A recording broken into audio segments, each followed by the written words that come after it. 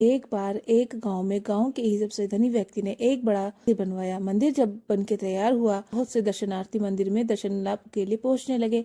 मंदिर की भव्यता को देख लोग मंदिर का गुणगान करते नहीं थकते थे। समय के साथ मंदिर की ख्याति जाने माने मंदिरों में होने लगी। दूर दूर से लोग दर्शन लाभ को मंदिर में पहुंचने लगे।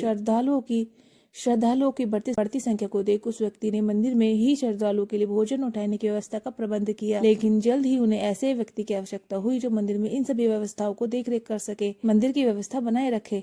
अगले ही दिन उसने मंदिर के बाहर एक व्यवस्थापक के लिए नोटिस लगवा दिया। नोटिस को देख कर लोग उस धनी के व्यक्ति के पास आने लगे। लोगों को पता था कि यदि मंदिर में व्यवस्थापक का काम मिल जाएगा तो वेतन भी बहुत अच्छा मिलेगा, लेकिन वह धनी व्यक्ति सभी से मिलने के बाद उन्हें लौटा देता है और सबसे यही कहता है कि मुझे इस कार्य के लिए एक योग्य व्यक्ति चाहिए जो मंदिर की सही से देखरेख कर सके। बहुत से लोग लौटाए जाने पर उस धनी व्यक्ति को मन ही मन गालियां देते। कुछ लोग उसे मूर्ख, पागल भी कह देते, लेकिन वह किसी की बात पर ध्यान नहीं देता और मंदिर के व्यवस्थापक के लिए एक धनी व्यक्ति की खोज में लगा रहता। वह व्यक्ति रोज सुबह अपने घर की छत पर बैठकर मंदिर में आने वाले दर्शनार्थियों को देखता रहता था। एक दिन एक बहुत ही गरीब व्यक्ति मंदिर में भगवान के दर्शन के लिए धनी व्यक्ति अपने घर की छत पर बैठा उसे देख रहा था। उसने फटे हुए और मैले कपड़े पहने थे, देखने में बहुत ही पढ़ा लिखा भी नहीं लग रहा था। भगवान का दर्शन करने जाने लगा तो उसे धनी व्यक्ति ने उसे अपने पास बुलाया और कहा, क्या आप इस मंदिर की व्यवस्था संभालने का काम करेंगे? धनी व्यक्ति की बात सुनकर वह काफी आश्चर्य में पड़ गया।